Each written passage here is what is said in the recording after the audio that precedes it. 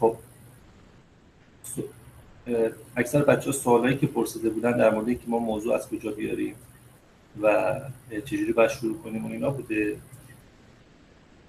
به این صورت هستش که شما وقتی که دانشجو هستید پروپوزال میخواید بنویسید، معمولا اساتید راهنماتون حالا تو اون رشته‌ای که استاد راهنما انتخاب میکنید بهتون موضوع میدن و به شما میگن که مثلا من متخصص زنان هستم، بیاید بریم روی این موضوع کار کنیم. بعضیاشون هم به شما میگن که خب شما مثلا میید با استاد صحبت میکنید، میگید که من میخوام پروپوزال بنویسم، با شما میخوام بردارم، به شما میگن که آیا موضوع خاصی مد نظر داری یا نه. خب پس میرسیم به این پس که الان ما موضوع از کجا پیدا بکنیم. اوکی. ببینید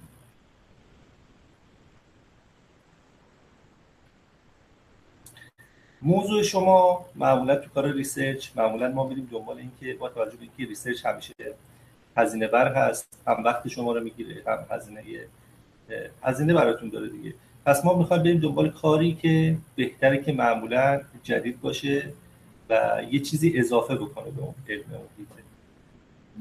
اینجا ما در مورد شکاف دانش صحبت میکنیم یا همون گپ آف نالج، یعنی اسمش روشه دیگه، چه شکافی تو اون دانش تو اون زمینه وجود داره که شما میخواید که روش ریسرچ انجام بدید.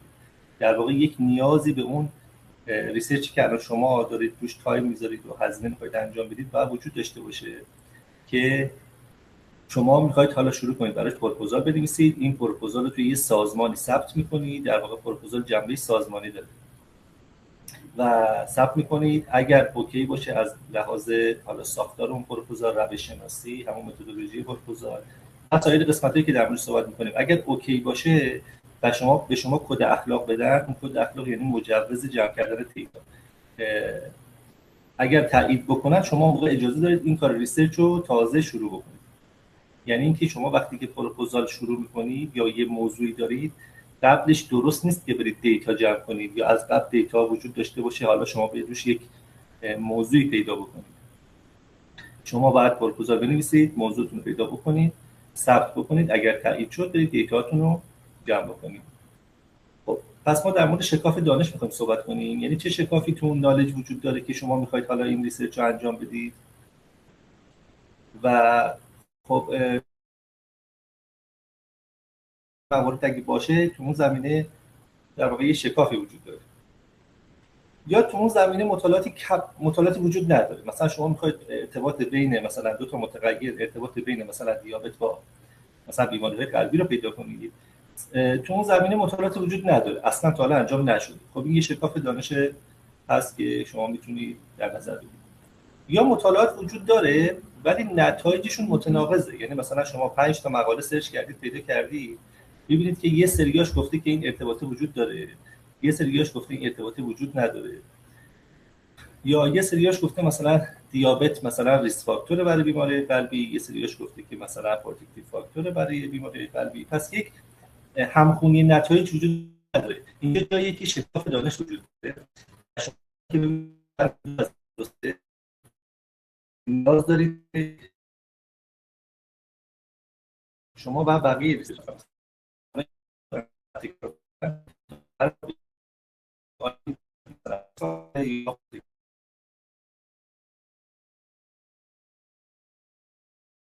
دیگه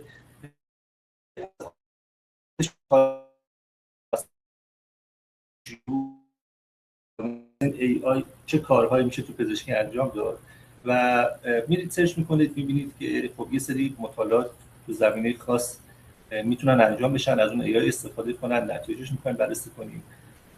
حالا این AI میتونه باشه، میتونه دستگاه‌های دیگه باشه، میتونه داروهای جدید باشه و شما میخواید نتایجش رو بررسی کنید دیگه تو اون جامعه مورد نظر خودتون. پس اینا همه میشه گپ آف نالج. خب این گپ آف نالج در واقع توجیه این هستش که شما میخواید این مطالعه رو انجام بدید. یعنی شما وقتی یک مطالعه میخواید انجام بدید، پروپوزالش رو می‌نویسید، اون داوری که این پروپوزال داوری میکنه یا اگر بعدها مقاله نوشتید، اون داوری که اون ژورنالی که این مقاله رو بررسی میکنه به شما میگه گپ آف نالج شما چیه، خیلی براشون مهمه. یعنی یکی از مواردی هستش که شما اگه اینو نتونید توجیه کنید حالا برید به بهترین شکل پروپوزال بنویسید. اگر گپ آف نالج رو نتونید توجیه کنید، در واقع شما بهتون میگن که منابع رو انگار ویست کردید، یعنی شما بیهوده دارید تلاش میکنید، بیهوده یک کار ریسرچی کردید، منابع مالی و خیلی کارا رو از بین بردید، آسیب زدید و به نتایج قابل قبولی هم نرسیدید. پس شما باید توجیه داشته باشید برای این موضوعی که داری انتخاب میکنید به صورت اصولی. جایگاهش تو پروپوزال کجاست؟ توی پروپوزال این فرمت قالب پروپوزال دانشگاه آزاد تهران هستش، ولی تمام دانشگاه‌ها، حتی دانشگاه‌های خارج از ایران و داخل از ایران، یعنی داخل ایران، یعنی شما اگر پروپوزال برای کشور خارجی هم بنویسید ببینید که مشابه هستن. قسمت اینجا براتون نوشته شکاف دانش یا گپ آف نالج توی این قسمت 6 و شما اینجا در یک پاراگراف، حالا بیشتر هم میتونه باشه، ولی در یک پاراگراف توضیح میدید که دلیل انتخاب اون موضوعتون چیه. مثلا من رفتم سرچ کردم دیدم 3 تا 5 سال گذشته فراوانی بیماری آسم در کودکان 3 تا 5 سال مثلا در تهران انجام نشده، به این دلیل من اومدم این مطالعه رو انجام دادم. اینجا باید براشون توضیح بدید و نکته‌ای که هست اینجا از شما رفرنس هم میخوان. یعنی چی؟ یعنی شما از خودتون نمیتونید همینجوری صحبت کنید بگید این انجام شده، این انجام نشده، یا اینجا نیاز هست این مطالعه انجام بشه. با منبع باید صحبت کنید، یعنی باید بتونید اثبات کنید که این چیزی که میگید درست هستش. توی پروپوزال کلا هر چی که ما می‌نویسیم باید منبع داشته باشه. خب ما این گپ آف نالج رو حالا از کجا میتونیم پیدا بکنیم؟ خیلی دیگه کاربردی بخوام صحبت کنیم به اینجا میرسیم. ببینید الان مثلا خب در مورد صحبت کردیم. من برای شما برای اینکه کارتون آسون بشه اومدم چیکار کردم؟ اینم بگم که ببینید تمام مقالاتی که شما میخونید یا پایان نامه‌ها رو که میخونید از قبل نوشته شدن، همشون در انتها مقالات، در انتهای دیسکاشنشون، یعنی انتهای مقاله و پایان نامه‌ها هم در انتهای فصل 5شون یه چیزی دارن به نام محدودیت یا لیمیتیشن مطالعه. یعنی میگن این مطالعه ما چه اشکالاتی داره که در آینده باید رفع بشه تو مطالعات آینده. در واقع محدودیت‌های اون مطالعه خودشون رو باید بهش اشاره کنن. پس همه مطالعات باید اینو داشته باشه. حالا ما میتونیم از این استفاده کنیم در واقع اون گپ آف نالج رو بهش برسیم. پس اگر مقاله اومده بود یا پایان نامه اومده بود اشاره کرده بود که همشون اشاره میکنن که چه لیمیتیشن‌هایی چه محدودیت‌هایی توی مطالعاتشون بوده، یعنی اینکه در مطالعات آینده ما باید به این لیمیتیشن‌ها رسیدگی کنیم دیگه. یعنی مطالعاتی باید انجام بشن که اون لیمیتیشن‌ها رو رفع کرده باشن. پس ما میایم چیکار می‌کنیم؟ از این موضوع استفاده می‌کنیم، موضوع پیدا می‌کنیم برای خودمون. فرض کنید شما مثلا به دیابت علاقه دارید. اوکی، مثلا داخلی هستید، می‌خواید روی دیابت. من برای شما یه سینتکس اینجا آماده کردم. سینتکس چیه؟ ببینید برای سرچ حرفه‌ای من مطالب یکم تونتون دارم میگم، چون یه سری مطالب می‌خوام پوشش بدم و چیزایی که به دردتون می‌خوره رو فقط میگم. هر کدوم از اینا رو بعدها توی دوره‌های مختلف من ریز میشم و خیلی کاربردی‌تر و جامع‌تر می‌کنم. ولی الان بدونید که سینتکس برای سرچ، ما توی سرچ مثلا توی پاپ مد اگه می‌خوایم سرچ کنیم میتونیم سینتکس نویسی کنیم، یعنی به این صورتی که این کد رو می‌نویسیم، حالا هر کدوم اینا چی هستن توضیح میدم، خروجی ازش میگیریم و خروجی میگیریم که اون چیزی که می‌خوایم و خیلی اسپسیفیک بهمون بده. مثلا سرچ نکنیم 10000 تا مقاله بیاد بالا، ما سرچ می‌کنیم 10 تا دونه مقاله بیاد بالا، اون چیزی که می‌خوایم توش بشه. خب ببینید توی پاب مد اینو من برای شما آماده کردم. کاری که شما می‌کنید فقط اینه که اینو کپی می‌کنید، نمی‌خواد تایپش هم بکنید یا زیاد بشید. بهش چی میگم؟ بهش میگم که این قسمت‌ها رو برای من سرچ کن به اضافه این قسمت. یعنی توی پاپ مد وقتی سرچ می‌کنیم و داخل این پرانتز از اینجا تا اینجا، وقتی من بین این کلماتی که نوشتم اور قرار میدم، اور یعنی یا بنویسید. یعنی توی این پرانتز اول هر کدوم از اینا بود، این بود یا این بود یا این بود یا این بود یا این بود، اینا رو به اضافه این به من بده. یعنی اینا و این. اوکی، شما اینو کپی میکنید. این کلماتی هم که توی این پرانتز نوشتم در واقع کلماتی هستن که به شما اون گپ آف نالج رو میدن. یعنی توی مقالات برای شما سرچ میکنه، اگه توی یک مقاله‌ای این عبارت ریسرچ گپ نوشته شده باشه اونو برای شما میاره، یا اگه اینو پیدا نکرد میره روی مثلا نالج گپ یا استیت آف د آرت ریویو، یعنی مقالات ریویویی هستن که در مورد این گپ‌ها صحبت میکنن، گپ‌ها رو اشاره میکنن. یا هات تاپیک، مقالاتی که به این کلمه هات تاپیک توشون اومده باشه. یا همین گفتم که ممکن نتایج شما متناقض باشه، در مورد کانتروورسی صحبت میکنن، اینکانسیستنسی صحبت میکنن. خب پس هر کدوم از اینا تو مقاله اشاره شده بود و اون سابجکت شما، این سابجکت شما چی میتونه باشه؟ مثلا الان شما میخواید روی دیابت کار کنید، مثلا دیابتیک فود می‌نویسید. ببینید من اون کپی کردم، میام اینجا توی پابمد، اینم آدرس پابمد هستش. شما وقتی که وارد پابمد شدید روی ادوانس میزنید، ادوانس رو که بزنید سرچ سینتکس بیس برای شما باز میشه. اینجا این قسمت کوری باکس، این متن رو پیدا کنید. این قسمت سابجکت شما، مثلا من میخوام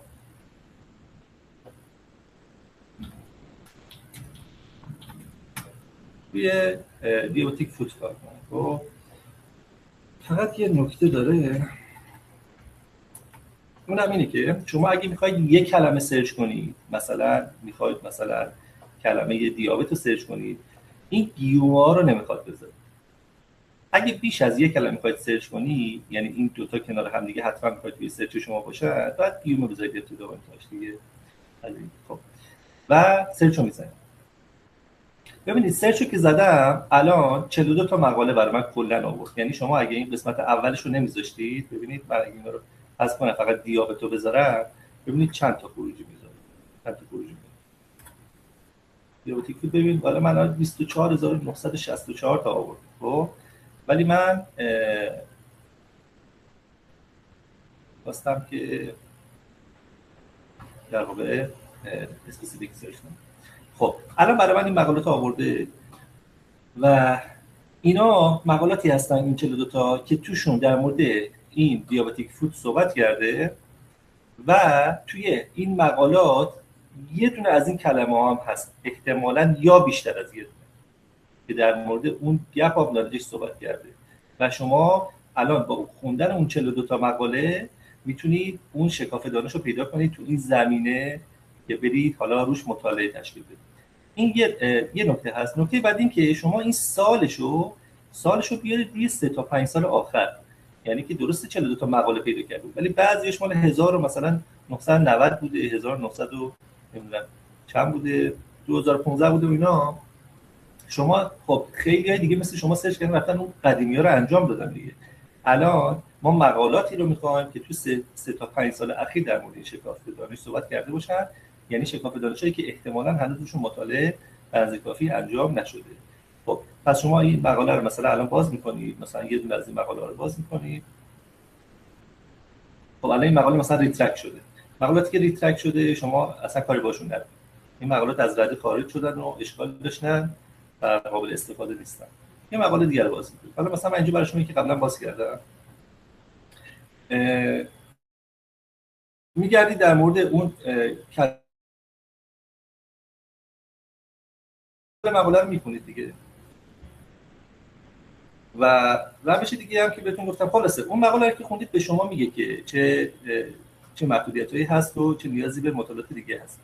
روش دیگه که بهتون گفتم این لیمیتیشن های مطالعات هست. ببینید الان شما انتهای هر مقاله میاد یه لیمیتیشنی برای شما گذاشته که به محدودیت‌های مطالعه خودش اشاره کرد. اینجا چی نوشته؟ میگه ترایال ما این مطالعه کارآزمایی که انجام داده یک مطالعه مالتی سنتر نبوده. RCT یعنی رندومایز کلینیکال ترایال، یک مطالعه کلینیکال ترایال تصادفی سازی شده بهش میگن. میگه این مطالعه ما مالتی سنتر نبوده. خب همین یه جمله کافیه. مطالعات مالتی سنتر مطالعاتی هستن که تو چند تا سنتر انجام میشن. یعنی مثلا شما اگه تهران تو دانشگاه آزاد هستی، بیمارستان بوعلی رو داری، بیمارستان امیر رو داری، بیمارستان فرهیختگان رو داری. خیلی از بچه‌ها اینجوریه که مطالعهشون اینجوری که میرن توی بیمارستان فرهیختگان دیتا جمع میکنن، اوکی. ولی همواره مطالعاتی که توی چند تا سنتر انجام میشن، یعنی همزمان همه این سه تا بیمارستان پوشش میدن یا بیشتر، ارزش بالاتری دارن. چرا؟ چون قابلیت تعمیم بهتری به اون بیماران اون جامعه دارن. یعنی شما اگه بری فرهیختگان رو مثلا بررسی کنی، نتایج شما قابلیت تعمیم به جوامعی داره که به اون بیمارستان مراجعه میکنن. مثلا جوامع پولدارتر هستن، جوامعی هستن که تحصیلات بالاتر دارن، احتمالاً بهتر از خودشون مراقبت میکنن. ولی اگه بری نازی آباد مثلا مطالعه انجام بدید تو بیمارستان امیر، خب خب سیستم زندگیشون فرق داره دیگه. پس شما اگه میخوای این نتایجی که در نهایت تو آنالیز نهایی پایان یا مقالت به دست میاری رو بگی تو این جوامع مثلا قابلیت تعمیم داره، احتمالا توی همه اینجوری هستش، نتایج شما بهتره که مالتی سنتر انجام بدید. همین الان برای شما کافیه که همین موضوع رو که ایشون انجام داده همین رو تکرار کنی تو بیمارستان دانشگاه آزاد، یا حالا مثال دارم میزنم دیگه، و بعد از شما میپرسن خب گپ آب چی بوده که این مقاله مشابه وجود داره شما اومدی انجام بدی. رفرنس میزنی تو قسمت گپ آب نالج که نوشتی، این رفرنس این مقاله رو میزنی، به این جمله اشاره میکنی، تموم شده. این مقاله تو خوب انجام بدی توی یک ژورنال کیوبان شما میتونید ثبتش کنید. خب این از این. نکته بعدی که هست اینه که شما همواره یه چیزی که تو ذهن ایرانی رفته اینه که ما باید بریم دنبال یک موضوعی که تا حالا کسی انجامش نداده باشه تو دنیا و ما بیایم روی این موضوع ریسرچ کنیم و بشیم نفر اولی که یه چیزی رو کشف کنیم. در واقع این کاملا اشتباه هستش. نکتهش هم اینه که اولا 99.99% موارد قبلا روش کار شده، پدیده هایی که اولین بار شما میخواید روش کار کنید. چیزی جدیدی وجود نداره که شما میخواید روش کار کنید. شما همواره توی ریسرچ پزشکی، ریسرچ رشته دیگه هم همینجوری هستش، ما مطالب گذشته رو باید اشکالاتش رو بگیریم. یعنی اینکه شما اشکالات مطالعات گذشته رو میگیرید، در واقع به گپ اونها اشاره میکنید و اون گپ رو میخواید پر کنید، یا مطالعات قبلی رو میخواید قوی تر کنید. این کاری هستش که شما انجام میدید. ما اینجوری نیست که همواره بریم سرچ بکنیم ببینیم چه چیزی پیدا نمی‌کنیم بریم همون رو انجام بدیم. چون مثلا شما چه کاری می‌خواید بکنید؟ یه چیز جدیدی کشف کنید دیگه از اول. و مطالعات اینجوری نیستن. اصلا دلیل این که ما مطالعاتی داریم به نام سیستماتیک ریویو، متا آنالیز، اینا میان چیکار میکنن؟ اینه که میان مطالعات رو دیگه نمیرن از مریضا دیتا جمع کنن، از بیمارا دیتا جمع کنن، میان مقالات رو با هم، مقالاتی که چاپ شده رو با هم ترکیب میکنن، دیتا رو از مقاله ها در میارن میریزن رو هم دیگه. مثلا 20 تا مطالعه در یک زمینه خاص انجام شده تکراری تو دنیا، میان اون 20 تایی که تکراری هست مشابه هم هست رو میریزن رو هم و و به یه نتایج جامعی میرسن. مثلا میگن تو 20 تا کشور انجام شده، ما اینا رو با هم ترکیب می‌کنیم و قابلیت تعمیم میره بالاتر. میگن بله حالا به این نتایج ما در مورد بیماران دیابتی در این 20 تا کشور صادقه، به جایی که مثلا ما بگیم که فقط در جنوب تهران مثلا صادق است. پس اینجوریه که شما دنبال نخودسیا نباشید، دنبال این موضوعی نباشید که تا حالا انجام نشده، چون پیدا نمی‌کنید. و این کلا دید اشتباه ما رو داره نشون میده به این زمینه ریسرچ، که ما کلا مسیر رو داشتیم اشتباه می‌رفتیم. خب پس شما موضوع الان میتونید پیدا کنید. ببینید اگه الان دنبال موضوع هستید، پس چند تا راه دارید. یکی از راه‌ها اینه که استادتون به شما موضوع میده، شما مستقیم میرید میگید چشم استاد، من اون در مورد اون پروپوزال می‌نویسم و پایان‌نامه می‌نویسم و اگه شدم مقاله می‌نویسم. این یه وسیله‌تون. اگه استادتون به شما گفت که خودت برو موضوع پیدا کن، من به شما توضیح دادم که اولا که موضوع پیدا کردن حرفه‌ای بخواید کار کنید، بعد دنبال گپ آف نالج باشید. گپ آف نالج چه چیزهایی رو شامل میشه و حالا اینکه بخواید خیلی کاربردی پیداش بکنید، اینجوریه که میتونید سرچ کنید توی پابمد، یا اینکه توی اسکالر هم میتونید برید سرچ کنید. مثلا این اسکالر گوگل هسته، شما اینجا دنبال مقاله سرچ میکنید، مقالات رو میذارید روی 3 تا 5 سال اخیر و 3 تا 5 سال اخیر رو باز میکنید. دنبال چی میگردید؟ دنبال لیمیتیشناشون میگردید. مثلا شما اگه تو دیابت 5 تا مقاله لیمیتیشناشون رو بررسی کنید، قطعاً 5 تا موضوع پیدا میکنید که محدودیت توی نتایجشون دارن و شما میتونید اون مطالعات رو بیشتر.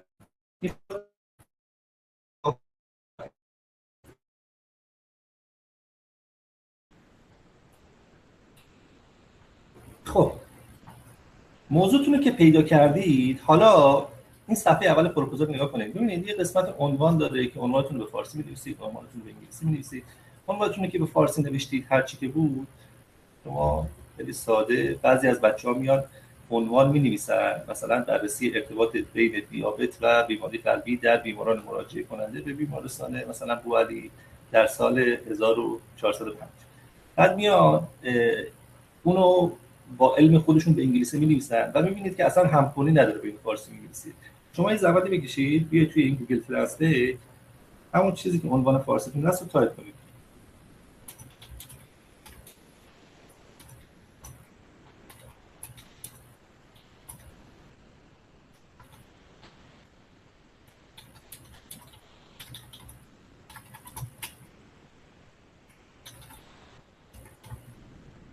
اوکی، همین رو تایپ کنید. این خیلی بهتر ترجمه میکنه. اینو کپی میکنید میارید میذارید اینجا. فقط دقت کنید که توی ترنسلیت گوگل ترنسلیت این سالش رو معمولا به فارسی می‌نویسه، شما سالش رو باید به انگلیسی بزنید. و اینم که عنوان فارسی شما بود که حالا یا پیدا کردید یا استاد شما. تمام شده. اینجا اسم خودتون رو می‌نویسید، اینجا شماره دانشجوییتون رو می‌نویسید، اینجا اسم استادتون رو می‌نویسید یا بعد یعنی استاد راهنمای 2، استاد مشاور 1، استاد مشاور 2. بعضی این 4 تا بفرستید، ایشون باید بفرستید، همشون باید تایید کنن. بعضی موقع می‌بینید نظر ایشون با نظر ایشون مخالفه، یعنی علاوه بر اینکه از شما اشکال می‌گیرن هیچی، استاد راهنما گفته مثلا برو این کارو بکن، ایشون میگه نه این کارو بکنی اشتباه است، یعنی توی دردسر بزرگی میافتید. این نفر اول اجباری. اوکی، شما یه استاد پیدا کن، کار خودت اصولی یاد بگیر، نیاز نداری به اینا. نتیجه تجربه نشون داده که اساتید چون که معمولا علمشون بروز نیست، شما رو اذیت میکنن. یعنی حتی ممکنه شما کار درست انجام بدید، ایشون مثلا 40 سال پیش توی دانشگاه تهران یه چیزی یاد گرفته، الان با شما به مشکل میخوره، دیگه بحث رو قبول نمیکنه که مثلا توی یه چیزی داره اشتباه میکنه و شما یک نفر راحت تر میتونید معمولا راضی کنید. پس یه دونه استاد پیدا کنید که بتونید از طریق ایشون پروپوزال ثبت کنید. یعنی اگر اینجوری بود که ما میتونستیم پروپوزال ثبت کنیم بدون استاد، من باز پیشنهاد میدم که شما استاد انتخاب نکنید. ولی چون یه دونه استاد نیاز دارید، اسم یه دونه استاد رو اینجا می‌نویسید. این قسمت آخر سر توضیح میدم، جایی که میرسیم به اهداف. ببینید الان شما میخواید اهداف موضوعتون رو پیدا کنید، میخواید هدف مطالعه‌تون رو بنویسید. هدف کلی شما میشه همین عنوانتون. یعنی شما عنوان رو که نوشتی، عنوان رو کپی می‌کنید، هدف کلی شما میشه این عنوانتون. خیلی ساده شد دیگه. عنوانتون کپی کردید. فقط نکته‌ای که داره کلمه اولش معمولا بررسی نباید باشه. اینجا کلمه تعیین رو میذارید. پس ببین عنوانتون کلمه اولش میکنه تعیین، یعنی ما میخوایم هدفمون اینه که اینو تعیین کنیم، تعیین ارتباط بین این با این میشه هدف مطالعه شما. خب توی این اسلاید اگه دقت کنید من نوشتم که منطق این که چه تعداد باید اهداف داشته باشید توی مطالعه‌مون در مورد اون صحبت کردم. اینا بچه‌ها همش بر اساس رفرنسه. اوکی، درستش اینجوریه. حالا اینکه رعایت میشه تو پروپوزال‌های فارسی، توی مقالات فارسی بحثه، ولی توی شما اگه پروپوزال انگلیسی بنویسید برای دانشگاه‌های مختلف یا بخواید بعدا مهاجرت کنید، به این صورت از شما میخوان. اساتید انگلیسی معمولا به روز صحبت میکنن و علمتون رو کلا یه سری چیزا که ما قبلا یاد گرفتیم باید بذاریم کنار و باید مثل اونا رفتار کنیم. ببینید اصولیش اینه که شما 1 تا 1 الی 2 تا هدف اولیه داشته باشید توی مطالعات و 2 الی 4 تا اهداف ثانویه داشته باشید. همینطور که می‌بینید منظور از هدف اولیه همین هدف کلی هست و اهداف ثانویه منظور اهداف فرعی هست. این هدف کلی و اهداف فرعی، این قالب پروپوزالی که شما می‌بینید الان ما دارید استفاده می‌کنید برای دانشگاه‌ها تو ایران، اینا منسوخ شده است. قدیم به اهداف پرایمری یا اولیه میگفتن هدف کلی و به اهداف ثانویه میگفتن اهداف فرعی. ولی اینا رفرنسش عوض شده، مطالبش عوض شده. هنوز تو ایران این قالب‌ها عوض نشده و شما اگه بنویسی اهداف اولیه ثانویه، داور یا دانشگاه به ایراد میگیره. فکر می‌کنن اینجوریه، ولی در صورتی که باید اینجوری باشه. در هر صورت شما هدف کلی همون هدف اولیت هست که معمولا بین 1 تا 2 تا باشه. اهداف فرعی اصولیش اینه که بین 2 تا 4 تا باشه. ولی الان من به شما پایان‌نامه نشون میدم که دانشگاه تهران 20 تا 25 تا اهداف فرعی داره. و اینکه چرا باید 2 تا 4 تا باشه، چرا باید 1 تا 2 تا باشه، دلیل داره. دلیلش رو در دوره‌های جامعه مثلا جامع‌تر من توضیح میدم بچه‌ها. دلیل آماری داره معمولا. ولی اینو بدونید که اصولش اینه که اگر خواستید مقاله انگلیسی چاپ کنید برای یه ژورنالی، شما اگه اهداف ثانویه‌تون بیش از 4 تا باشه، اهداف اولیه‌تون بیش از 2 تا باشه، حتی خود عدد 2 رو بهتون ممکنه ایراد بگیره. باور میاد اصولی از اون اصلا چرا این کارو کردید؟ بعد توضیح بدید و توضیح هم نمیتونید بدید.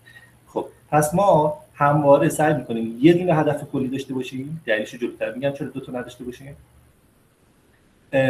و سعی می‌کنیم 2 تا 4 تا اهداف فرعی داشته باشیم. ولی خب تو ایران می‌نویسن مثلا 20 تا 10 تا می‌نویسن، همونجوری کیلویی می‌نویسن. خب حالا این اهداف کلیمون که شد عنوانمون، اهداف فرعیمون چیا میتونن باشن؟ یعنی ما چه چیزهایی رو به عنوان اهداف فرعی میتونیم بنویسیم. یکی از روش‌هایی که اهداف فرعیتون میتونید انتخاب کنید اینه که برید اون مقاله مشابهی که ازش موضوع پیدا کردید و اگر بازش کنید ببینید که اهداف فرعی چیا بوده. اینو که بخونید برای شما توضیح میده هدف اولیه‌اش چی بوده، اهداف ثانویه‌اش چی بوده. میتونید ایده بگیرید همونا رو تکرار کنید یا بعضی از اونها رو انتخاب کنید تکرار کنید. یا اگه به صورت کلی توی پروپوزال بخوام توضیح بدم، شما 3 نوع هدف کلی میتونید داشته باشید. ببینید یکی از اهداف 3 نوع هدف فرعی میتونید داشته باشید. یک مدل از اهداف فرعی شما این هستش که این چیزی که توی هدف کلیتون سنجیدید رو بیایید بشکنید به ساب گروپ های مختلف. یعنی چی؟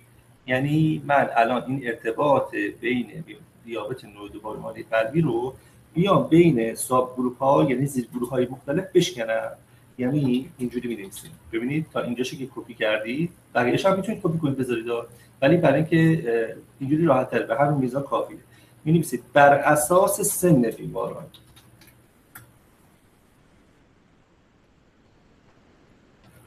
بر اساس جنسیت بیماران. اوکی، مثلا من اینو شکستم الان. یعنی ارتباط افرادی که دیابت دارن با بیماری قلبی میخوام بسنجم ببینم آیا دیابت باعث بیماری قلبی میشه یا نه، ریسک فاکتور چی هستش، تو سنین مختلف جدا جدا بررسیش کنم. یه بار تو هدف کلی تو همه دارم بررسیش میکنم، یه بار میام ببینم آیا مثلا کسی که سنش بالاتره مستعدتره، اونی که سنش پایینتره کمتر مستعده، آیا بیماران مؤنث مثلا بیشتر این دیابت توشون بیماری قلبی توی دیابتیاشون رخ میده و غیره. حالا این بر اساس مصرف سیگار میتونه باشه، یعنی اونایی که دیابت دارن و میخوان بیماری قلبی بگیرن، اونایی که سیگار هم میکشن احتمالاً بیشتر نسبت به کسایی که سیگار نمیکشن بیماری قلبی میگیرن. پس شما اینو میتونید بر اساس فلان بشکنید. بر اساس مثلا سابقه خانوادگی بیماری قلبی، یعنی کسی که دیابت داره سابقه خانوادگی بیماری قلبی هم داره، احتمال اینکه خودش هم بیماری قلبی بگیره بیشتره نسبت به کسی که مثلا پدر یا مادرش بیماری قلبی نداشتن. اوکی، پس این بر اساس رو شما میتونی بر اساس هر چیزی که بذاری. خب این میشه اهداف فرعی که به صورت ما ساب گروپی اومدیم هدف اولیه‌مون رو شکستیم.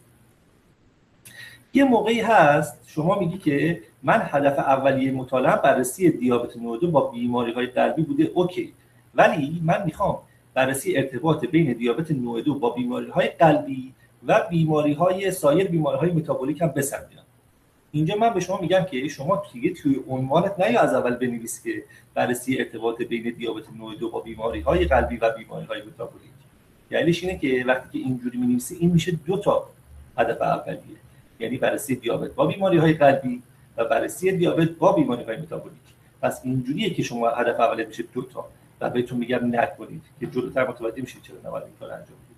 پس شما میگین که من به شما میگم کدومش برای شما اصلا مهم‌تره، شما به من میگی که دیابت نوع 2 با بیماری قلبی برای من مهم‌تره، بهت میگم اوکی، پس اینو بذار هدف اولیت تو عنوانت بذار، تو اهداف فرعیت بیا بنویس که بررسی ارتباط بین دیابت با بیماری‌های متابولیک. پس یعنی اهداف فرعی شما میتونه یه چیزی غیر از هدف اولیه‌تون باشه، یعنی ساب گروپ این نباشه، هر چیز دیگه میتونه باشه که شما اونم می‌خواستی بسنجی ولی اندازه این برای شما مهم نبوده ولی اونم می‌خواستی بسنجی. پس شما میتونی یه چیز دیگه رو بسنجی. این میشه اهداف ثانویه شما. ببینید وقتی ما میگیم اولیه ثانویه اینجا درک می‌کنید که منظور چی هستش، خیلی راحت‌تر درکش می‌کنید. هدف اولیه برای ما پرایمریه، اهداف ثانویه برای ما سکندری نسبت به پرایمری. حالا خود اینم دوباره میتونید ساب گروپ بذارید به عنوان هدف فرعی شماره 2 تون، یعنی اینو بر اساس مثلا جنسیت، اوکی، بر اساس سن، بر اساس هر چیزی، بر اساس سابقه خانوادگی. پس اینا هم میتونن اهداف فرعی باشن بر اساس فلان. و خب این شد 2 مدل هدف ثانویه برای شما، یعنی شما الان 4 تا هدفتون میتونید پر کنید به همین راحتی با این چیزایی که من گفتم. یک مدل دیگه هم داریم که شما ببینید وقتی که میخواید اینجوری بهتون بگم که خیلی کاربردی بگم که وارد جزئیات نشم. ببینید شما وقتی یک ارتباطی میخواید بسنجید، توی عنوان مطالعات ما همیشه دنبال چی هستیم؟ دنبال سنجش ارتباط هستیم. ببینید چیزی باعث ارتباط داره یا نه، یه چیزی باعث یه چیزی میشه یا نه، یه چیزی جلوگیری میکنه از یه چیزی یا نه، یعنی یا ریسک فاکتوره یا پروتکتیو فاکتوره، یا در واقع اصلا یه دارو رو میخوایم بسنجیم. در واقع اینم دوباره همون میشه دیگه. ببینیم یه چیزی باعث یه چیزی میشه یا نه. یعنی این دارویی که میدیم آیا عوارض کاهش میده، آیا باعث افزایش مثلا فشار خون بیمار میشه، باعث کاهش مثلا تب بیمار میشه، دوباره اثر اون دارو هست. در واقع دوباره ببینیم یه چیزی باعث یه چیزی میشه یا نه. پس شما همواره دو تا متغیر اصلی توی این عنوانتون دارید. یکیش دیابت اینجا، یعنی افراد دو تا گروه دارید، یکشون دیابت دارن یکشون ندارن، و اون افرادی که دارید روشون بررسی میکنید یه سریاشون بیماری قلبی دارن یه سری بیماری قلبی ندارن. اینجوریه که شما میتونید ارتباط بسنجید. ببینید پس این شد دو حالت، دیابت دارن ندارن افراد، بیماری قلبی دارن ندارن. که بعد ببینید اونایی که دیابت دارن نسبت به اونایی که دیابت ندارن چقدر بیماری قلبیشون بیشتر یا کمتر بوده. بر اساس اون تفاوت درصد است که ما این رابطه رو میسنجیم بعد از آنالیز آماری. اوکیه؟ خب حالا ما توی عنوان همیشه میگیم یک متغیر مستقل داریم، یک متغیر وابسته داریم. ببینید شما بعد که پروپوزالتون میخواید پر بکنید توی این جدول متغیرها به شما میگن که متغیر مستقل و وابسته رو مشخص کنید. اولا که متغیرات رو باید مشخص کنید. من به شما میگم اینا رو چجوری باید بنویسید. بعد به شما میگن که این متغیر مستقل و وابسته رو مشخص کنید. ببینید متغیر مستقل یا ایندیپندنت به انگلیسی بهش میگن، و متغیر وابسته یا دیپندنت بهش میگن. یکیشون علت، یکیشون معلوله به فارسی اگه بخوام بگم، یکیشون کازه، یکیشون افکت، یکیشونه که باعث اون یکی داره میشه. ما توی این مطالعه دنبال اینیم که ببینیم آیا این دیابت هست که داره باعث بیماری قلبی میشه، یعنی در ریسک فاکتورش هست یا پروتکتیو فاکتورش هست یا نه. یعنی آیا این علتی میتونه باشه برای تغییرات این، آیا بودن یا نبودن این میتونه اینو بیشتر یا کمتر بکنه یا نه. پس این میشه کاز شما، این میشه افکت این کاز شما. اوکیه؟ اینا رو بعد بچه یادداشت کنید، جلوتون داشته باشید، یکی دو بار مرور کنید تو ذهنتون میمونه. توی ریسرچ ما به اونی که کازه، یعنی اونی که باعث تغییرات اون یکی میخواد بشه، میگیم متغیر مستقل، و اون چیزی که در نهایت ما میخوایم بسنجیم و رخداد یا پیامد نهایی هست ما بهش میگیم وابسته، دیپندنت وریبل، ایندیپندنت وریبل. پس شما وقتی یکی بهتون میگه، استادتون بهتون میگه برو ارتباط این با اینو بسنج، تو ذهنت میاد که احتمالاً منظورش اینه که این میخواد ببینه چه تأثیری روی این داره یا باعث کم و زیاد شدنش میشه. پس اونی که باعث میخواد بشه، یعنی تأثیری میخواد بذاره، میشه متغیر مستقل شما، متغیر ایندیپندنت شما، و اونی که تأثیر میخواد بپذیره، میخواد تغییر توش رخ بده، ناشی از این میشه متغیر وابسته شما، متغیر دیپندنت شما. پس شما توی جدول متغیرات می‌نویسید بیماری نوع 2، بیماری قلبی. اوکی، این شد دو تا از متغیرهای شما.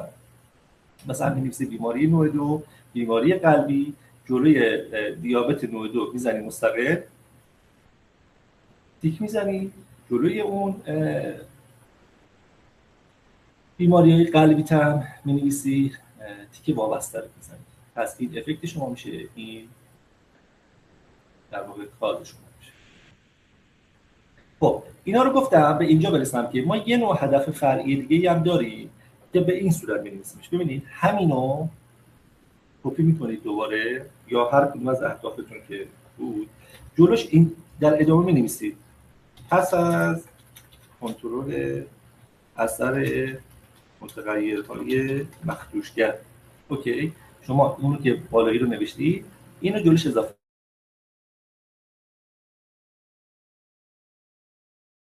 من سن کارو به شما یاد دادم، شما با این سن میتونید اون تعدادی که میخواید هدف فرعی رو بسازید برای خودتون. حالا این پس از کنترل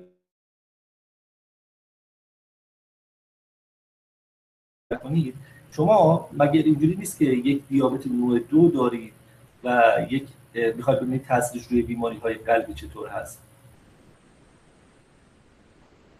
هوش مصنوعی هم آره میشه. ببینید شما اینجا دنبال این هستید دیگه ببینید تاثیر دیابت نوع 2 رو بیماری قلبی چطور هستش دیگه. اوکی، یک بحث اینجا پیش میاد، اونم اینه که آیا بیماری‌های قلبی فقط تحت تاثیر دیابت نوع 2 تو دنیا، توی افراد، توی بیماران، توی این جهان دارن کم و زیاد میشن؟ یعنی آیا فقط دیابت نوع 2 ریسک فاکتور یا پروتکتیو فاکتور برای بیماری‌های قلبی هست؟ خب جوابش خیر هستش دیگه. ما میدونیم سابقه خانوادگی تاثیر داره، مصرف سیگار تاثیر داره، سایر لایف استایل ها تاثیر دارن، نمیدونم همزمان بودن بیماری‌های قلبی دیگه توی اون فرد تاثیر داره و الی آخر میشه واسش مثال بزنیم. پس ما وقتی که میخوایم توی افراد ببینیم این دیابت نوع 2 رو این بیماری قلبی چقدر باعث بالا پایین شدنشون شدن، ما باید بتونیم اثر اون یکی متغیرها رو کنترل کنیم. به زبان ساده بگم یعنی ما باید تاثیر مصرف نمک سر سفره رو که بعضیا نمک‌پاش میذارن سر سفره نمک میخورن، بعضیا نمک نمیخورن. خب معلومه اونایی که نمک میخورن مثلا اونایی که نمک نمیخورن بیماری قلبی احتمالاً فشار خونشون بالاتره دیگه. یا مثلا اونایی که سابقه خانوادگی مثبت دارن احتمال اینکه بیماری قلبیشون رخ بده بیشتره دیگه. خب آیا دیابت نوع 2 تو اونا به یه اندازه اثر میذاره؟ کدومشون بیشتر مستعدن؟ خب اونی که نمک میخوره، خب اونی که سابقه خانوادگی داره، خب اونی که لایف استایل بدی داره. پس ما باید اون متغیر سومی که این وسط داره این رابطه رو تحت تاثیر قرار میده اثرش رو کنترل کنیم که به اینجا برسیم که تاثیر 100% نمیشه گفت، تاثیر خالص این دو تا متغیر رو هم بتونیم بسنجیم. یعنی اثر اونها باید کنترل بشه. اوکی، اثر اونها چجوری کنترل میشه؟ اثر اونها اینجوری کنترل میشه. پس از کنترل اثر مخدوشگر، متغیر مخدوشگر همون متغیری است که براتون مثال زدم، مصرف نمک، سابقه خانوادگی. اینا رو چجوری کنترل میکنن؟ اینا رو با روش‌های مختلفی کنترل میکنن، ولی یکیش اینه که ما وقتی آنالیز آماری انجام میدیم علاوه بر اینکه این اطلاعات از مریضا میگیریم، ازشون میپرسیم آیا نمک مصرف میکنی سر سفره؟ آیا سابقه خانوادگی پس مدیکال هیستوری چجوریه؟ پدرت داشته، مادرت داشته بیماری قلبی؟ میگه بله پدرم داشته. خب اون بیماری که پدرش داشته یک متغیر براش میسازیم به نام بیماری‌های قلبی، مثلا پدر مثبت، اونی که نداشته منفی. اوکی، متغیر سوم شما اینجا میشه چی؟ اینجا میشه سابقه مثلا مصرف سیگار یا سابقه خانوادگی. بعد تیکی که جلوش اینجا میخوره میشه مخدوشگر. اوکی، این مخدوشگر متغیری هستش که ما وقتی این رابطه رو میسنجیم تو آنالیز آماری اینو به نرم افزار معرفی میکنیم، میگیم اثر اینو واسه ما کنترل کن. خیلی ساده. اثری که کنترل میکنه دیگه اون تاثیرش از بین میره و ما اثر خالص این دو تا رو هم دیگه رو میتونیم به دست بیاریم. پس شما توی آنالیز یه بار میتونید اینو آنالیز کنی، یه بار میتونید پس از کنترل متغیرهای مخدوشگر آنالیز کنید. خب چرا از همون اول مستقیم نمیریم کنترل‌های متغیرهای مخدوشگر رو کنترل کنیم؟ چرا اینم میایم بررسی می‌کنیم که ما اینجا کاری که می‌کنیم با یه دو نشون میده. اینجا می‌خوایم ببینیم که آیا اون چیزی که ما کنترل کردیم واقعا اثرگذار بوده یا نه. یعنی وقتی یک بار شما اینو آنالیز می‌کنید، بعد یک بار میای اینو آنالیز می‌کنید پس از کنترل متغیرهای مخدوشگر، اوکی، اگر بیش از 10% نتایج با هم دیگه تفاوت کرد، می‌فهمید که بله اون متغیر سومی که شما کنترل کردی تاثیرگذار بوده و خوب بوده که شما خوب بوده که تونستید کنترلش بکنید. من سعی کردم اینا رو خیلی ساده بگم، بحث بیشتر داره ولی در این حد که کارتون راه بیفته. این شد اهداف شما قسمت اهدافتون رو الان نوشتی. من الان اینو مثلا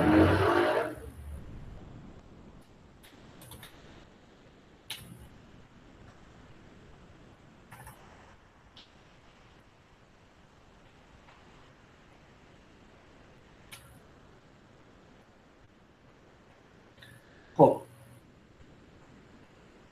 ببینید شما اهدافتون رو نوشتید، عنوانتون هم نوشتید، میاید پایین توی فایل پروپوزالتون یه قسمت دارید به نام فرضیات. توی این قسمت فرضیات چیکار می‌کنید؟ خیلی ساده، اهدافی که نوشته بودید رو کپی می‌کنید، در واقع پیستشون می‌کنید، همون اهداف فرعیتون رو، منظورها هدف اولیه‌تون نه، اهداف فرعیتون که اینجا نوشتید توی اون بالا نوشتید، توی قسمت فرضیات باید اون دو تا جمله‌ای که نوشتید رو به صورت خبری بنویسید. ببینید من الان اینو میخوام خبری کنم، تعیین ارتباط بین دیابت نوع با بیماری‌های قلبی بر اساس سن رو میخوام به صورت خبری بنویسمش. یعنی چجوری می‌نویسمش؟ می‌نویسم بین دیابت نوع با بیماری‌های قلبی بر اساس سن بیماران تفاوت وجود داره یا ارتباط وجود داره. اوکی، این میشه به صورت خبری. یعنی شما وقتی این اهداف رو می‌نویسید، هدف از نوشتن این اهداف چیه؟ یعنی من میخوام اینا چیزایی هستن که تو مطالعه میخوام بررسیشون کنم دیگه. پس شما وقتی اینا میخواید بررسی کنی، احتمالاً ته ذهنت فرضت اینه که یک ارتباطی وجود داره، یک تفاوتی وجود داره که شما بر اساس سن میخواید اینا رو مقایسه کنید. پس این میشه فرض شما. فرض شما به صورت خبری اینجا نوشته میشه، به تعداد اهداف فرعیتون میشه فرضیتون. اینم که یاد گرفتید. یه قسمت دیگه وجود داره، اینجا نوشته پرسش اصلی تحقیق شما چیه؟ پرسش اصلی هدف اولیه مطالعه شماست. یعنی به صورت خبری اینجا می‌نویسید که ارتباط بین دیابت و قلبی در این بیماران چگونه است یا چیست، مثلا هر چیزی. به صورت سوالی می‌نویسید که آقا سوال اصلیتون چیه. این قسمت هم نوشتیم. میریم کلمات کلیدی. کلمات کلیدی یه سری کلمات هستن که شما اینجا میذارید که کلمات مهم توی عنوان شما هستن یا توی مطالعه شما، که اگه کسی خواست سرچ کنه، مثل این سرچی که ما اومدیم اینجا انجام دادیم، مثلا اومدیم اینجا ببینید من اومدم توی پابمد، وقتی که اینجا سرچ کردم کلماتو نوشتم، مثلا اینجا نوشتم که دیابتیک فود. این کلمه کلیدی هستش که این موتور جستجو میگرده برای من در واقع اینو پیدا میکنه. پس شما کلمات کلیدی چیزایی رو می‌نویسید که اگه کسی خواست عنوان شما رو بعداً چاپ کردید مقاله‌شو سرچ کنه، مقاله شما بیاد بالا. ما اینجا چی می‌نویسیم؟ نمی‌نویسیم مثلا ارتباط، نمی‌نویسیم مثلا بیماران. اوکی، اینا کلمات عمومی هستن.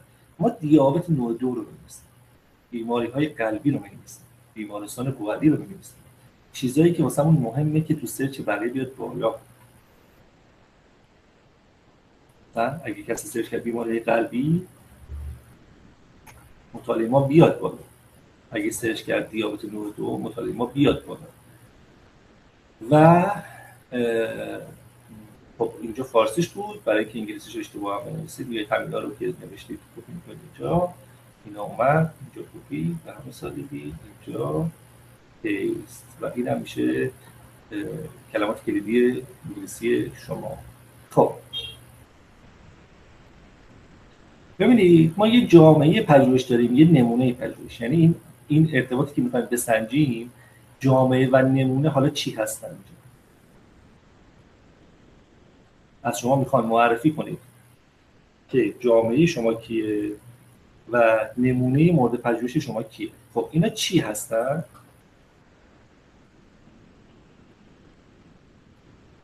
اوکی، ببینید بچه‌ها، شما وقتی میخواید یک ارتباطی بسنجید، یک رابطه‌ای میخواید بسنجید، یک آنالیزی میخواید انجام بدید، یک ریسرچی میخواید انجام بدید، مسئله اینه که شما مثلا دنبال بررسی ارتباط بین دیابت و بیماری قلبی بودید یا بین مثلا ارتباط بین مصرف سیگار با سرطان مثلا ریه. اوکی، موضوع اینه که ما همیشه توی مطالعات هدفمون اینه که نتایج خودمون رو تامین بدیم به اون جامعه‌ای که داریم ازش نمونه گیری می‌کنیم. خیلی ساده بخوام بگم، شما این نفر دارید که تو تهران سیگاری هست و این نفر دارید که از این مصرف سیگار دارن سرطان میگیرن. آیا شما وقتی میخواید این ارتباط بین مصرف سیگار با بروز سرطان دیگر رو بسنجید، آیا میتونید رو همه این افراد بررسی کنید؟ جواب خیر هستش، چون که ما منابعمون محدوده، نه تو ایران، تو تمام دنیا اینطوره. منابع محدوده، هم محدودیت زمان دارید توی ریسرچتون، هم محدودیت هزینه حالا اقتصادی دارید و هم انرژیتون اصلا محدوده. شما نمیتونید همه اینا رو اصلا پیدا بکنید، حتی اگه بخواید هم نمیتونید همشون رو پیدا بکنید تو جامعه. پس ما میایم چیکار میکنیم تو ریسرچ؟ اصول اینجوری هستش که ما یه پاپولیشن داریم. این پاپولیشن اون کل اون افراد هستن که ما داریم روشون مطالعه میکنیم. افرادی که به علت مصرف سیگار دارن سرطان میگیرن یا نمیگیرن، یعنی افراد سیگاری هستن. که ما عنوانمون این بود که بررسی ارتباط بین مصرف سیگار و بروز سرطان ریه، پس ما می‌خوایم ببینیم که افراد سیگاری رو بررسی کنیم، ببینیم چند درصدشون سرطان میگیرن، چند درصدشون نمیگیرن دیگه. خب و ببینید اگه بخوام الان اینو بنویسم، پس جامعه شما میشه همین پاپولیشن، جامعهتون میشه پاپولیشن، نمونهتون میشه این سابجکت. پس شما توی قسمت جامعه عنوانتون رو پیست میکنید.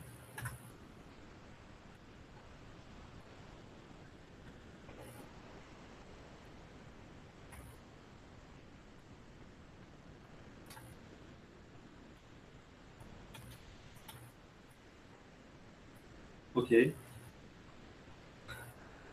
این میشه جامعه شما. ببینید جامعه شما میشه افرادی که شما میخواید روش بررسی کنید. چرا من اینو نوشتم؟ ببینید شما وقتی میخواید یک ارتباطی بسنجید بین دیابت و بیماری قلبی یا بین مصرف سیگار و بیماری‌های مثلا ریوی، شما نوع مطالعاتتون اینجوریه که افراد شما یا دیابت دارن یا دیابت ندارن و اون افراد که یا دیابت دارن یا دیابت ندارن یا بیماری قلبی دارن یا بیماری قلبی ندارن دیگه.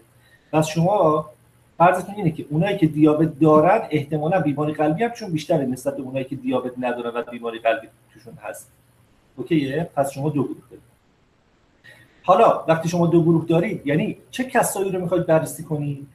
کسایی که اولا مراجعه میکنن به این بیمارستان، ثانیاً یا دیابت دارن یا دیابت ندارن. پس ما افراد دیابتی و غیر دیابتی رو وارد میکنیم و توشون بعداً میسنجیم که چند درصدشون تو این دو تا گروه بیماری قلبی دارن یا ندارن. اوکی، پس این میشه جامعه شما. همه بیماران مبتلا به دیابت نوع 2 و غیر مبتلا به دیابت نوع 2 مراجعه کنه بیمارستان بوعلی در سال 1405 که بعد ما تو این دو تا گروه بیایم میزان فراوانی بیماری قلبی رو بسنجیم، مقایسه کنیم. این میشه جامعه شما. خیلی ساده. کلمات کلیدی سقفی نداره، معمولا میگن 3 تا 5 تا باشه بهتره، ولی شما بیشتر هم میتونید بذاری، ولی همون 3 تا 5 تا مهمترینشو بذارید بهتره. اگه دو تا متغیر مستقل تو عنوان داشته باشید، باید هر کدوم را اصولش اینه که توی دو تا پرسش بذارید. اصولش اینه که اهداف فرعیتون هم ببینید، اگه دو تا متغیر مستقل توی عنوان داشته باشید، اصولش اینه که دو تا جمله هم هدف اولیتون رو بنویسید. اینو معمولا اساتید رعایت نمی‌کنن. اینجا میگن تو هدف کلی بنویس تعیین ارتباط بین دیابت نوع 2 و بیماری‌های مثلا ریوی با بیماری‌های قلبی. یعنی دو تا کاز دارید، یه دونه افکت. ولی اصولش اینه که شما اینو بنویسی، بعد بیاید جمله بعدی زیرش اینجا بنویسی که تعیین ارتباط بین بیماری‌های مثلا متابولیک با بیماری‌های قلبی در این، یعنی دو تا جمله بشه. اینجوری بعد اصولش تو مقاله اینجوری. خب حالا که جامعه شما مشخص شد، یک نمونه پژوهش دارید. نمونه پژوهش شما چیه؟ در واقع مسئله اینه که من توضیح دادم، گفتم که ما نمیتونیم همه اون پاپولیشن رو بررسی کنیم. تمام افرادی که مراجعه میکنن به بیمارستان بوعلی در سال 1405 آیا شما به عنوان یک دانشجو که همشون یا دیابت دارن یا دیابت ندارن که این نفر میتونن باشن، 1 میلیون نفر میتونن باشن، آیا شما همه رو میتونی بررسی کنی؟ نمیتونی که. مثلا میگی من 1 سال فرصت دارم، بنابراین محدوده. خب بحثی که پیش میاد اینه که به شما میگن که نمونه پژوهش چیه. یعنی چی؟ یعنی شما از این جامعه اون تو سال 1405 که این نفر میاد، بیا یه تعداد بررسی کن. اوکی، یه تعدادی رو بررسی کن و بگو که این ارتباطه چجوریه. پس موضوع اینه که ما چون همه رو نمیتونیم بررسی کنیم، همه افرادو، میایم از کل اون تعدادی که تو 1405 میاد یه تعدادی رو نمونه گیری میکنیم، بررسی میکنیم، نتایجش رو آنالیز میکنیم و گزارش میکنیم. حالا توی ریزالت پایان‌نامه است، توی ریزالت مقاله است، ولی با این هدف که نتایجمون رو تعمیم بدیم به این جامعه. ببینید کل بحث اینه، ما داریم روی این جامعه مطالعه میکنیم. در واقع ما رو اون 100 نفری که شما حجم نمونه بهت میده، اونا مطالعه نمیکنیم. ما چون نمیتونیم رو کل اونا بررسی کنیم، داریم رو اون 100 نفر بررسی میکنیم. تمام مطالعات دنیا اینجوریه. ما میایم نمونه گیری میکنیم، پس اینجا حجم نمونه اصلا دلیلش مشخص میشه که چرا باید حجم نمونه داشته باشیم، به چه تعدادی باید بررسی کنیم افراد. اون عددی که شما فرمول میده، مثلا به شما میگه 110 نفر برو بررسی کن. اون 110 نفر رو اگه شما یه 100 نفر بررسی کنید، دیگه اصلا این مطالعات به درد نمیخوره، مقالات به درد نمیخوره، پایان‌نامه هم به درد نمیخوره. چرا؟ چون فرمول آماری داره به شما میگه که 110 نفر اگه بررسی بکنی اون موقع نتایج اون 110 نفر تو این جامعه میتونه صادق باشه. یعنی اون 110 نفر اگه بررسی کنی بگی که این مثلا دیابت باعث بیماری قلبی میشه، احتمالاً تو اون جامعه شما هم همینجوریه، تو اون n نفری که تو سال 1405 اومدن اینجوریه، اونم صادقه. ولی اگه شما بیاید 100 نفر بررسی کنی بگی من نتونستم جمع کنم فلان، یا مثلا استاد گفته تو مثلا من 100 تا پرونده دارم بیا روینه بررسی کنم ولی فرمول در آوردی 110 تا، اون موقع نتایج شما قابلیت تعمیم به این جامعه نداره. اون موقع نتایج شما فقط اون 100 نفر صادقه. دیگه نمیتونی بگی تو همه بیماران دیابتی اینجوریه. پس اهمیت داره این حجم نمونه که محاسبه می‌کنید، دلیل داره که اون عدد رو به شما میده. اون عدد همینجوری نیومده. اون عدد زمانی خروجی نتایج آنالیز آماری شما پاور کافی داره، در واقع معتبر هستش و قابلیت تعمیم داره که اون عددی که به شما میده شما وارد نمونه‌ها کرده باشید، به اون تعداد دیتا داشته باشید. اوکی. پس شما میای یه سامپلی میگیری، در واقع یه نمونه‌ای داری. فرض کن این یه تشت آبه، این تشت آب اون کل اون افراد 1405 شما با یه کاسه میای از این آب یه کاسه همینجوری برمی‌داری. اون آبی که تو اون کاسه هست آنالیز می‌کنی، بررسی می‌کنی. هم راحت‌تره، هم در دسترس‌تره، هم هزینه کمتری برای شما داری. ولی نتایجی که می‌خوای تعمیم بدی به اون کل اون تشت آبه. دیگه جواب ساده خیلی ساده براتون توضیح بدم. پس نمونه مورد مطالعه شما میشه چی؟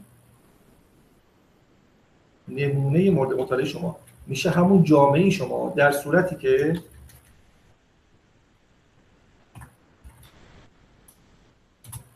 اونجا همه بیماران شده بودن جامعهتون، اینجا اون تعدادی که نمونه فرمول محاسبه حجم نمونه به شما داده میشه نمونه مورد مطالعه شما. یعنی پایین‌تر که الان ما حجم نمونه رو محاسبه می‌کنیم به شما یه عددی میده، میگه این تعداد رو برو بررسی کن از کل اون افراد. این میشه نمونه مورد مطالعه شما. 100 نفر از اون افراد میشه نمونه‌تون. خب بحث بعدی که پیش میاد، حالا که ما می‌خوایم نمونه گیری بکنیم از این جامعه حالا که ما می‌خوایم نمونه گیری بکنیم، پس روش نمونه گیریمون هم باید مشخص کنیم. یعنی از کل اون افراد که 110 تا می‌خوایم بگیریم به چه روشی نمونه گیری بکنیم که میرسیم به این اسلاید که روش‌های نمونه گیری مختلفی ما داریم. یعنی اوکی، یعنی از کل اون افراد ما روش‌های مختلفی داریم. من همینا الان برای شما توضیح نمیدم، نمیخوام گیر کنید توش. برای شما دو تا شو که بیشتر از همه کاربرد داره رو میگم، کار پروپوزالتون راه بیفته. ببینید ما روش‌های نمونه‌گیری یا سامپلینگ متد بهش میگن توی مقالات، یا رندوم یا غیر رندوم. یعنی یا بهش میگیم تصادفی یا غیر تصادفی. تصادفی یعنی چی؟ یعنی کل این افرادی که تو این کشته بودن شانس احتمال برابر دارن که تو اون 110 نفر ما انتخابشون کنیم. یعنی تمام افراد مثلا فرض کنید 1000 نفر تو این کشته، 100 نفر تو این کاسه، احتمالی که این 110 نفر هر کدوم از اون 1000 نفر باشن شانسش برابره وقتی تصادفی انتخاب کنیم. اوکی؟ ولی غیر تصادفی یعنی چی؟ یعنی تصادفی انتخاب نمی‌کنیم دیگه. آنچه که در دسترس هست رو ما انتخاب می‌کنیم. آنچه که در دسترس هست کانوینینس سامپلینگ بهش میگن. پس ببینید من از این رندوما اولیه رو به شما گفتم، سیمپل رندوم سامپلینگ. میگه غیر تصادفی ها در دسترس رو به شما گفتم. این اولیه میشه در دسترس. اوکی. حالا شما بقیه رو کار نداشته باشید. شما اینجوری در نظر بگیرید اگر خب چه زمانی از رندوم استفاده می‌کنیم، چه زمانی از غیر رندوم استفاده می‌کنیم.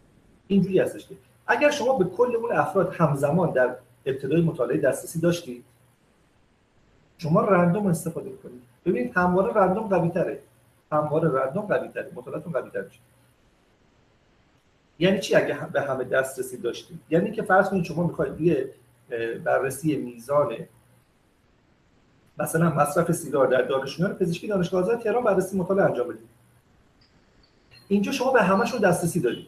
اوکی؟ همه همکلاسی بهشون از نزدیک دسترسی دارید. 100 نفر هستن کلا، میرید مثلا 200 نفر هستن، میتونید بررسی کنید آقا اینا استفاده ازشون میپرسید. یه زمانی هست شما میخوای بررسی مثلا مراجعین بیمارستان والی، همون که مثال زدیم، مثلا آقا اینا 110 نفرن که اینا 1000 نفرن تو سال 1405 میاد، به همشون همزمان دسترسی نداری. خب نمیتونی بری ازشون اینا رو بررسی کنی. اینجا شما میگه چیکار می‌کنی؟ در دسترس رو انتخاب می‌کنی. در دسترس یعنی چی؟ یعنی اگه حجم نمونه به شما گفته 110 تا، مثلا تو بیمارستان هستی، روز اول 5 تا میاد، روز دوم 3 تا میاد، روز چهارمی که داریم مطالعه انجام میدیم 5 تا میاد.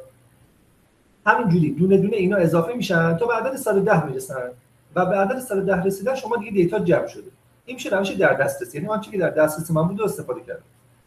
اگر از روز اول همشون دسترسی بهشون داشتی، مثل اون مثلا دوستاتون یا مثلا معدل دانشجوها رو می‌خواید بررسی کنید، میدین معدل لیستش رو از آموزش میگیرید به عنوان کسی که می‌خواد متوجه بشید، لیست رو به شما میده.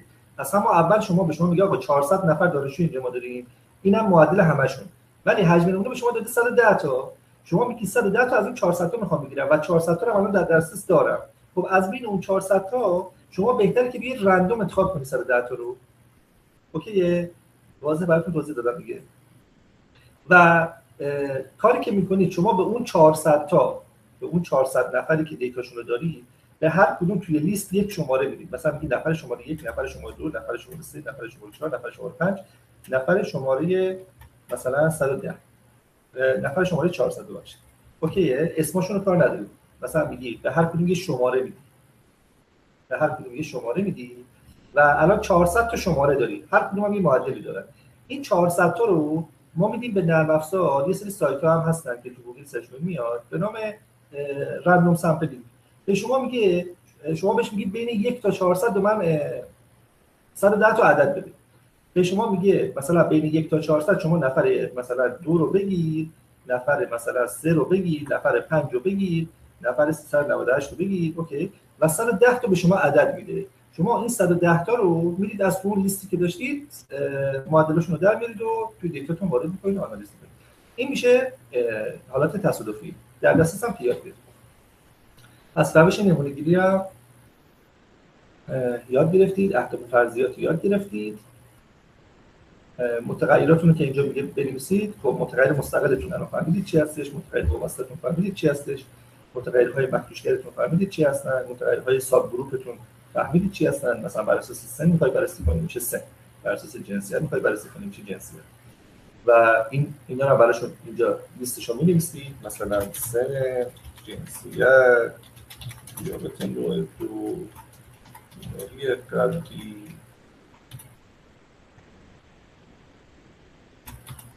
و الی آخر اینا رو می‌نویسید. اینجا اگه مطالعاتون کارآزمایی هستش، یعنی شما اثر یک مداخله‌ای رو می‌خواید بسنجید رو افراد، می‌زنید تیک کارآزمایی رو بزنید. دو تا کلیک روش بکنید این صفحه باز میشه، یا تیک انتخاب بکنید این صفحه بزنید سیاه میشه یا سفید میشه. اگه کارآزمایی نبود، مثلا پرونده می‌خواستی بررسی کنید، شما خیلی مثلا توی کارهای تحقیقاتی توی پزشکی ما کارمون همواره کاربردی هستش. این بدون نظریه کار نداریم. این بنیادی مال اون مطالعات اروپایی است و نظریه هم که نظریه پردازی می‌کنن کاری با ما نداریم. تعداد واحد پایان نامه توی علوم پزشکی 6 واحد هستش. کلمات کلیدی رو نوشتیم، پرسش رو نوشتیم و یا مسئله و ثوابتون. و خب ببینید ما اون شکاف دانشی که من اون ابتدا برای شما توضیح دادم که برید سرچ می‌کنید پیدا کنید، اون شکاف دانش در واقع همون نوآوری شما هم هست. در واقع شما یک شکاف دانشی به وجود داشته که شما الان می‌خواید این شکاف رو پر بکنید، این گپ رو پر بکنید. اوکی؟ توی این نوآوری و جدید بودنتون به همون اشاره می‌کنید. خیلی ساده براشون تعریف کنید که چون که اون شکاف دانش وجود داره که اون بالاتر بهش اشاره کردیم که اینجا به قول ذکرش می‌کنیم، ما می‌خوایم با این روش‌های جدید مثلا تو مطالعات دیگه یکی از شکاف‌ها این بوده که ضعیف بودن، مثلا مطالعه بوده ولی ضعیف بوده، روش نمونه‌گیریش در دسترس بوده، ما می‌خوایم قوی‌ترش کنیم. ما می‌خوایم روش نمونه‌گیریمون رو بیاریم تصادفی که نتایجمون دقیق‌تر باشه نسبت به مطالعه قبلی. این خودش شکاف دانشه. پس میگه نوآوری شما چیه؟ میگیم ما نوآوریمون اینه که می‌خوایم این مطالعه رو با روش نمونه‌گیری دقیق‌تر بررسی کنیم، با روش تصادفی بررسی. یا مثلا تو 3 تا 5 سال اخیر میزان شیوع مثلا بیماری‌های تنفسی در کودکان زیر 5 سال تو تهران نیست، ما می‌خوایم الان انجام بدیم. این هم شکاف دانشه هم نوآوریه. چرا؟ چون گذشته بوده ولی الان ما توی 3 تا 5 سال نبودیم، ما می‌خوایم انجام بدیم. هدف نام بهره‌وران تو شما مشخصه. نام بهره‌وران شما هم اون کادر پزشکی هستش، حالا اون پزشک اون رشته مثلا داخلی یا قلب هستش که این نتایج مطالعه شما به دردش می‌خوره. حالا پرستارا هستن، پزشکا هستن، متخصصای قلب هستن. اینا میشه نام بهره‌وران شما. حتی بیماران هم میشه نام بهره‌وران دیگه، مثلا بیماران قلبی، بیماران دیابتی، اینا همواره بهره‌ور هستن از نتایج این. چرا؟ چون اگه ما بفهمیم که این ریسک فاکتور برای این، سعی می‌کنیم اینا رو کنترل کنیم، توجه ویژه‌ای بهشون داشته باشیم و توصیه هایی بهشون بکنیم، پس این هم جزء بهره مند حساب میشه. اینا رو لیست می‌کنید اینجا خیلی ساده براشون می‌نویسید. هدف کاربردیتون هم در یک جمله خیلی ساده براشون برای توی این پروپوزال توضیح میدید. خب به صورت کاربردی بعد توضیح بدید. درسته ما هدفمون نوشتیم که تعیین ارتباط دیابت نوع والگوی قلبی، ولی در یک پاراگراف توضیح میدیم که بله این دیابت باعث اینا میتونه بشه، ما اگر بتونیم جلوگیری بکنیم یا مثلا کسایی که دیابت دارن بیماریشون رو بتونیم بهتر کنترل کنیم، میتونیم جلوگیری کنیم از بیماری‌های قلبی که این بیماری‌های قلبی میتونه باعث هزینه‌های زیادی بر دوش خانواده‌ها بشه، بر دولت بشه، سالانه اینقدر میتونه هزینه‌ها رو کمتر کنه، اینقدر میتونه مردمی رو کمتر کنه، از کار افتادگی رو میتونه. این هم میشه هدف کاربردی، خیلی ساده و راحت شما بلدید توضیح بدید. تعریف واژه‌ها چی هستش؟ تعریف واژه‌ها شما میاد این کلمات کلیدی که نوشتید اونایی که مهمه، مثلا بیمارستان بوادی تعریف واژه خاصی نداره، ولی دیابت نوع 2 و بیماری‌های قلبی رو شما جوری تعریف می‌کنید که اگر یک فردی غیر از کادر پزشکی پروپوزال شما رو خواست بخونه بتونه بفهمه دیابت نوع 2 چیه. درست حالا دیابت نوع 2 یه واژه‌ای که الان مردم می‌دونن، ولی اگه بریم مثلا در مورد مثلا لنفوم هوچکین صحبت کنی خیلی‌ها نمی‌دونن. شما میاد اینو اینجا می‌نویسی و توضیح علمیشو می‌نویسید. مثلا دیابت نوع 2 ما اگر میگیم که FPS مثلا بالای 110 اگه 2 بار تست بگیری مثلا تعریف دیابت نوع 2 هستش. اینا می‌نویسید، رفرنسش رو جلوش می‌ذارید. حالا یا شما از تکست بوک استفاده کردی یا از گایدلاین استفاده کردی یا از مقاله دیگه این تعریف رو برداشتی، پس اونم همون ترجمه کنی می‌ذاری و رفرنسش رو می‌زنی. و الان اگر موافق باشید یک استراحتی بکنیم 10 دقیقه، بعد من برگردم ادامه مطلب رو به شما بگم، آخر کلاس سوالاتتون رو جواب میدم.